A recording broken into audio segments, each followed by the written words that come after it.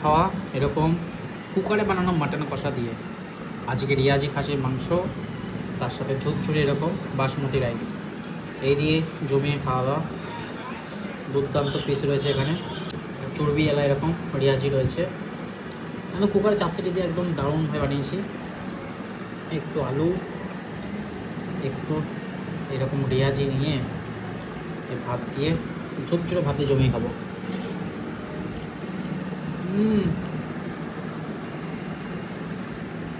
কি অপূর্ব টেস্ট। আজ ফোড়ন দিয়েছিলাম এলাচ, দারচিনি, লবঙ্গ, তেজপাতা দিয়ে, দারুণ হয়েছে। কুকার সত্যি মাটন আমার দারুণ লাগে। আর মাংসটা যদি একবার দেখে কীরকম গলেছে, তারপরে এরকম করলে ছিঁড়ে যাচ্ছে। আজ দুর্দান্ত রেয়াজি এনেছে, আজকে কচু বাটা আনি। দুটো মাংসের ডিফারেন্স আছে, দামেরও ডিফারেন্স আর টেস্টেরও।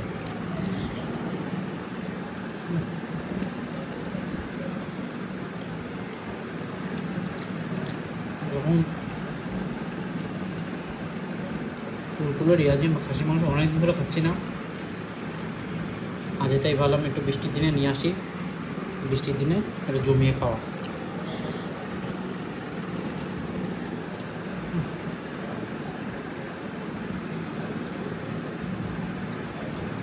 দারুণ হয়েছে। বেশি করে পেঁয়াজ দিয়েছিলাম, প্রায় 700 গ্রাম মতো মাটন এনেছি, ওই দিয়ে একদম জমিয়ে খাওয়া।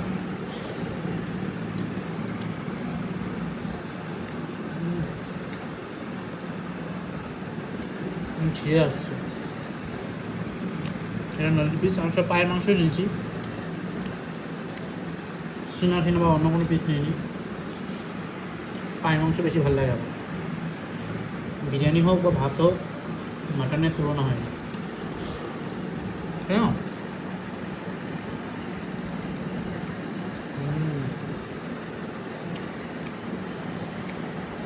আলুটাও দারুণ করেছে। আলু আমি ভাজি না, না ভেজে দিই, দারুণ লাগে।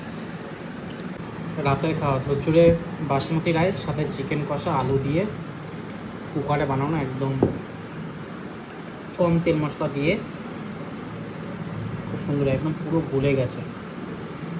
এটা ব্রয়লার মুরগি, দেশি মুরগি না, কিন্তু কুকারে বানালেও অল্প তেল মশলাতে রান্না করা যায়, পাতলা ঝোল হয়, বেশ ভালোই লাগে খেতে। দারুণ হয়েছে। বাসমতি রাইস দিয়ে কিন্তু চিকেন হোক মাটন হোক দারুণ লাগে।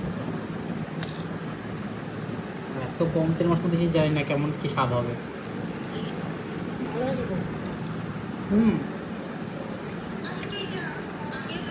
পাতলা ঝোল বেশ ভালোই লাগে খেতে। দুপুরে খাওয়া সবজি দিয়ে ভোলা মাছ। আজ ভোলা মাছটা বেশ বড়ো সাইজের এনেছিলাম, এরকম পিস, নাহলে ভোলা মাছ ছোটোও পাওয়া যায়, ওটাও বেশ ভালো লাগে খেতে। এরকম ভোলা মাছ, বড়ি রয়েছে, পেঁপে বীজ রয়েছে, আলু রয়েছে, লঙ্কা দিয়ে একদম পাতলা ঝোল। দেখি মাছটা কেমন হয়েছে। মাছটা তো দেখে বেশ ভালো লাগছিলো, সেই জন্য নিলাম, খেয়ে দেখা যাক। ভালোই লাগে। সবজি ফ্লেভারের জন্য আরও বেশি ভালো লাগছে।